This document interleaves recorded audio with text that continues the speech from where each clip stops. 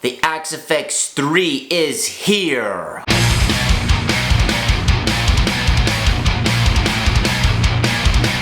Hello everybody, how is it going? The Axe FX 3 is finally here. Some people have wanted this day to come, a lot of people have dreaded this day to come, but it is here. Earlier today on the Fractal website, there was a posting about the Axe FX 3, and it kind of caught a lot of people off guard that it was coming out. I had heard some rumblings about it that it might come out very soon, and lo and behold, it actually happened.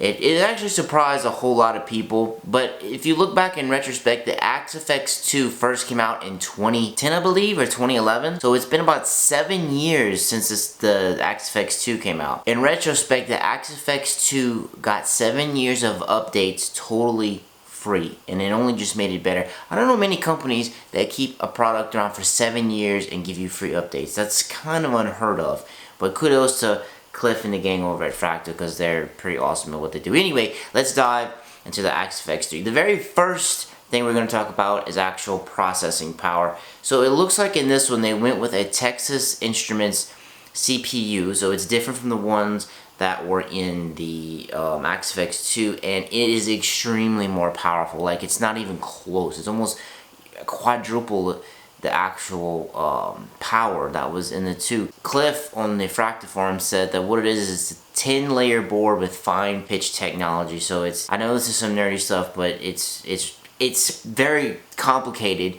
but it allows you to do so much more stuff than what we had on the Axe FX 2. And what they did for this one is it's a completely new architecture. So they completely rebuilt the architecture they had before in the 2s, and they had to migrate everything over to it. So Cliff said this is one of the hardest things that they've ever had to do, because they basically had to completely redo everything and then migrate over. And then once you migrate over, you got to make sure that everything works. But the people over at Fractal do some amazing crap. They make it all look easy. The next thing, one of the biggest things that people have been clamoring for forever, is the front panel. The front panel is completely redesigned now. Gone is the little green screen, which it was very easy to see on stage, being that it was green, but it was kind of ugly and it was kind of small. But now it is bigger. A lot of people saying it resembles the Helix, which, I mean, if you put a color screen on a modeler, they all are going to kind of look the same. But the Helix did nail that. It did get that right. The front screen is one of the best features about it. And here, it's going to be, that type of thing is going to be showing up on the Axe FX 3. So you're going to be able to see everything in color now. And with that new screen, the front panel is going to be much more easier to interact with. So I never use the front panel on mine because I don't like adjusting things in the front panel. I do everything through Axe Edit. But on this one, for the people that like doing things in the front panel, it's going to be way easier now. It's going to look a lot more like Axe Edit. You can do so much more. You have a lot more knobs. It's a lot less cumbersome now whenever you're doing stuff for the front panel. And on the front panel too, they changed some things to where you have all your inputs and your outputs. You're going to be able to see them in LEDs. Right now, you only have the two. I believe it's the two outputs. You have two outputs on the front of the Axe FX 2, but now you're going to have all of them right there on front. And then now since we're talking about the front, let's flip around and talk about the back. We're gonna retain a lot of the same stuff that we retained from the Axe FX 2, but we have a lot more outputs. So you can go output crazy now. So this is gonna be very helpful for guys who tour a lot and have big racks and you want to send stuff all kind of different places. You can do that now. I mean, in mine, I only just have I do one output to my Matrix power amp, and I send one to front of house, and I send one to my power amp. That's all I do. But now you can route stuff any which way. You can do all that crazy stuff now. You have 2 spots for expression pedals, and the new thing they're introducing is Fast Link 2. So the Fast Link 2 is which is gonna connect to the pedals, the Fractal specific pedals that are gonna interact with the Axe FX 3. So since we're talking about the pedals, let's transition to the pedals. So the new pedals that are going to be coming out that are going to use Fast Link 2 is going to be the FC6, and you have an XC12. So the 6 is going to be a little bitty pedal. It's maybe about like this big. It's very compact. If you don't use a lot of patches, if you just need to change back and forth some things, that is going to be perfect for you. But if you're like me and you like the big pedal and you like a lot of control over it, you can get the big pedal And the FC12, I mean, it's the same thing like the MFC 101. And these pedals actually look a lot better. They're a little smaller, they're more compact, they make a little bit more sense to me than the MFC did, which I love. My MFC was a beast, it never failed me. But they're smaller. It's kind of has this, they actually have displays on top of the actual solid state pedals themselves, which that is really cool. So, you know, it's not just like a light. You have solid state switchers in there, but it's not just like a light. You actually have a display kind of telling you what is exactly there. And a really cool thing about these is you can set them in clone mode. So you say you have a FC12, you know, you're playing, you have an FC12 in front of you, you can run a clone one, you can run it to the back. So if your tech does a switching for you, your tech can switch for you. So if you're jumping around, your tech can instantly make the switch for you. You can also, for your switches, you can run them off of MIDI and do it through a computer with a DAW, Pro Tools, PreSonus Studio One, stuff like that, like a lot of bands do. You can still do it with that, but the clone mode is really cool because I know the endorsers have probably been asking for that forever, and that's a really cool feature. Another thing that's really cool is you can actually daisy chain these pedals. So you can daisy chain them together and you can have 48 switches. That is absolutely insane. I have no idea why you would need that many, but you can daisy chain them together and you can have this massive rows of pedals. Let's move on to IRs. So the cab blocks now, you can have up to 4. So you can have 4 cab blocks, which is sort of like Axe-Head, which is software you could get for the Axe-Fx 2.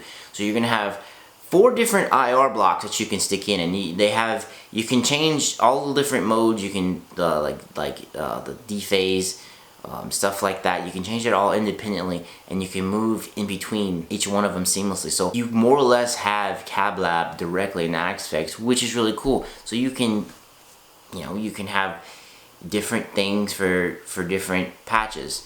So okay, let's finish up on IRs, and then we're going to talk about an actual new thing. It has to do with scenes. So on the IRs, you're going to have 2,048 factory cabs, 198 legacy cabs, and 2,048 user cabs. So you can literally put all of your IRs on this thing and save it, and that's 2,000 IRs is insane.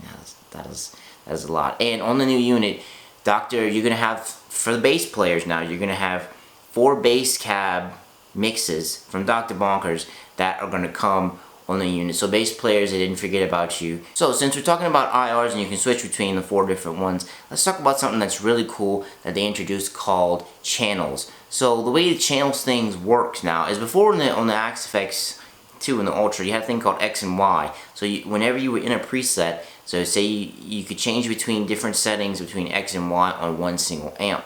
But now with channels, what you can do is, since the Axe-Fx 3 has 4 channels now, we have way more options. So in the actual channels itself, what you can do is you can set different, you can literally have 4 different presets inside one actual preset. So what I mean is, okay, so say, based off of mine, say you have you have a Mesa Mark IV patch, right? That's the amp you have. So the first channel you have, say that's your rhythm patch. Second channel, say that's your lead patch. Third channel, say you want to do clean, so you can have a clean. And your fourth channel, say you want to have this like ambient clean thing. That's crazy. You can have that on channel 4. So what you can do now is instead of thinking of one patch for, one patch for rhythm, one patch for lead, one patch for clean, you can literally take them and throw them all into one preset. So you can use one preset for an entire song, you can use one preset for an entire show. You have way more options now. Say you have your rhythm patch, but you want to use the same amp, but you want a low gain, and you can do whatever you want now. And you even have different scenes too within the channels themselves, if I read that right. So the possibilities now are absolutely endless. Coming off talking about the channels, now let's talk about how many different units and stuff that you can put per line. So since the CPU on the Axe-Fx 3 is super powerful, you have way more things that you can do. You can still only use 2 amps per block now, per preset per se, but you can do so much more. So for example, you can only have 2 amps, you can only have 2 cabs, you can have 2 compressors, you can have 4 delays, you can have 4 drives, and you have more channels. 4 gate expanders, which I don't know why you'd have 4 gates, but you can.